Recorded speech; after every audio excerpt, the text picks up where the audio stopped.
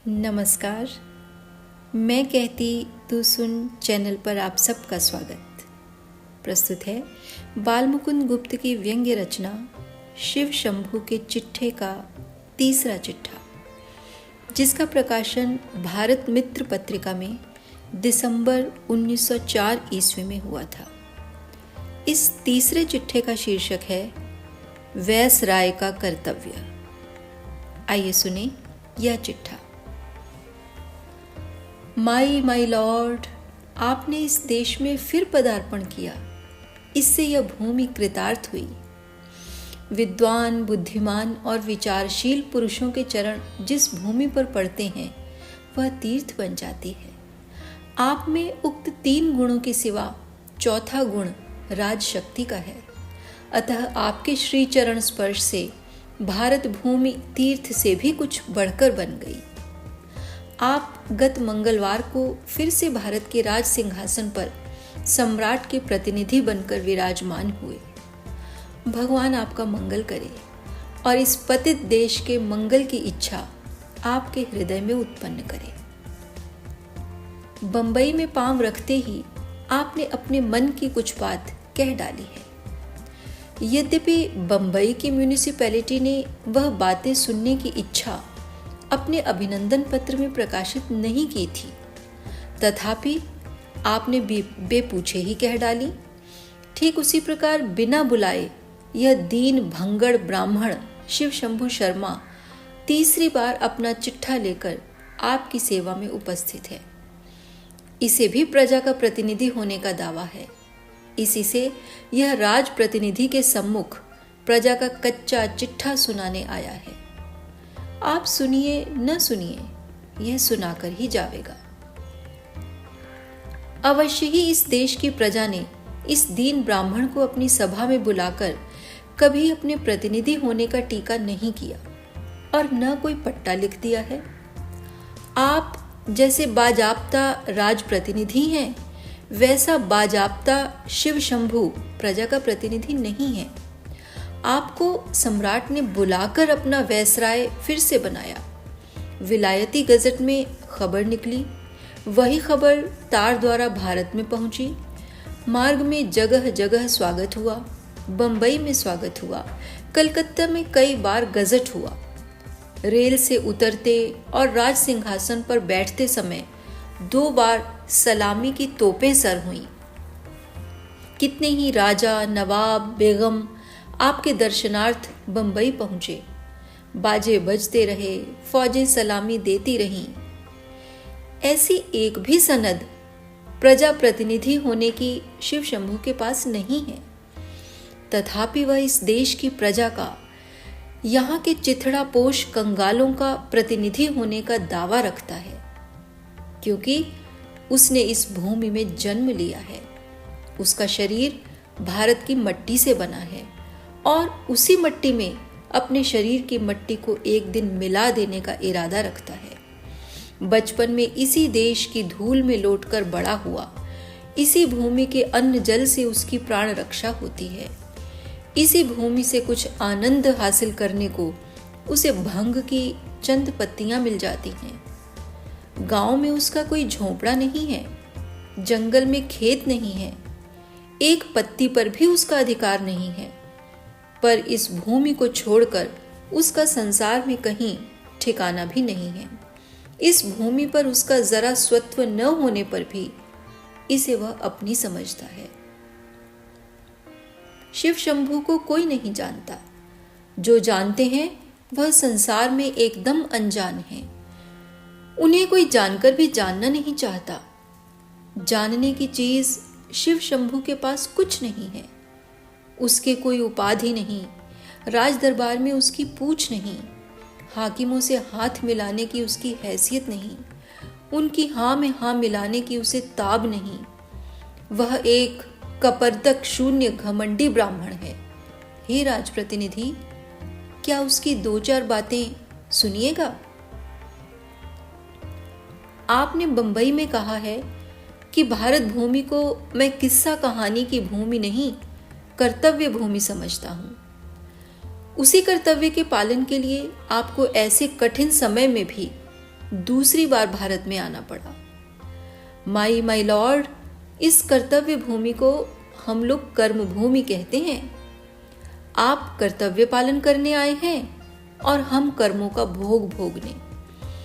आपके कर्तव्य पालन की अवधि है, हमारे कर्म भोग की अवधि नहीं।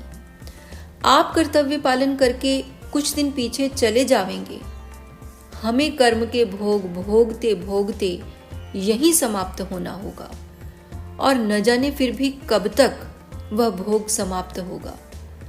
जब थोड़े दिन के लिए आपका इस भूमि से स्नेह है, तो हम लोगों का कितना भारी स्नेह होना चाहिए यह अनुमान कीजिए, क्योंकि हमारा इस भूमि से जीने मरने का साथ है। माय लॉर्ड, यद्यपि आपको इस बात का बड़ा अभिमान है कि अंग्रेजों में आपकी भांति भारतवर्ष के विषय में शासन नीति समझने वाला और शासन करने वाला नहीं है। यह बात विलायत में भी आपने कई बार हेर फेर लगाकर कही, और इस बार बंबई में उतरते ही फिर कही। आप इस देश में रहकर 72 महीने तक जिन बातों की नींव डालते रहे, अब उन्हें 24 मास या उससे कम में पूरा कर जाना चाहते हैं।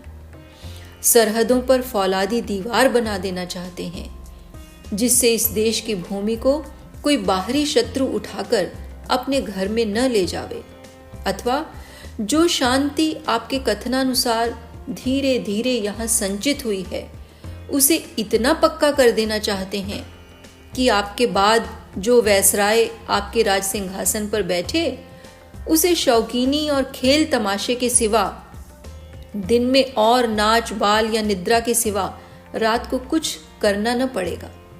पर सच जानिए कि आपने इस देश को कुछ नहीं समझा, खाली समझने की शेखी में रहे, और आशा नहीं कि इन अगले कई महीनों में भी कुछ समझें। किंतु इस देश ने आपको खूब समझ लिया और अधिक समझने की जरूरत नहीं रही। यद्यपि आप कहते हैं कि यह कहानी का देश नहीं, कर्तव्य का देश है, तथापि यहाँ की प्रजा ने समझ लिया है कि आपका कर्तव्य ही कहानी है। एक बड़ा सुंदर मेल हुआ था, अर्थात आप बड़े घमंडी शासक हैं और यहाँ की प्रजा के लोग भी बड़े भारी घमंडी। पर कठिनाई इस बात की है कि दोनों का घमंड दो तरह का है। आपको जिन बातों का घमंड है, उन पर यहाँ के लोग हंस पड़ते हैं। यहाँ के लोगों को जो घमंड है, उसे आप समझते नहीं और शायद समझेंगे भी नहीं। जिन आडंबरों को करके आप अपने मन में बहुत प्रसन्न होते हैं या यह समझ बैठते हैं कि बड़ा कर्तव्य पालन किया, वह इस देश की प्रजा की दृष्टि में कुछ भी नहीं है। वह इतने आडंबर देख सुन चुकी और कल्पना कर चुकी है कि और किसी आडंबर का असर उस पर नहीं हो सकता। आप सरहद को लोहे की दीवार से मजबूत करते हैं। यहाँ की प्रजा ने पढ़ा है कि एक राजा ने पृथ्वी को काबू में करके स्वर्ग में सीढ़ी लगानी चाहिए थी। आप और लॉर्ड किचनर मिलकर जो फौलादी दीवार बनाते हैं, उससे बहुत मजबूत एक दीवार लॉर्ड कैनिंग बना गए थे। आपने भी बंबई की स्पीच में कैनिंग का नाम लिया है। आज 46 साल हो गए, वह दीवार अटल अचल खड़ी हुई है। वह स्वर्गीय महारानी का घोषणा पत्र है, जो 1 नवंबर 1858 ईस्वी को कैनिंग महोदय ने सुनाया था। वही भारतवर्ष के लिए फौलादी दीवार है। वही दीवार भारत की रक्षा करती है। उसी दीवार को भारतवासी अपना रक्षक समझते हैं। उस दीवार के होते आपके या लॉर्ड किचनर के कोई दीवार बनाने की जरूरत नहीं है। उसकी आड़ में आप जो चाहे जितनी मजबूत दीवारों की कल्पना कर सकते हैं। आडंबर से इस देश का शासन नहीं हो सकता। आडंबर का आदर इस देश की कंगाल प्रजा नहीं कर सकती।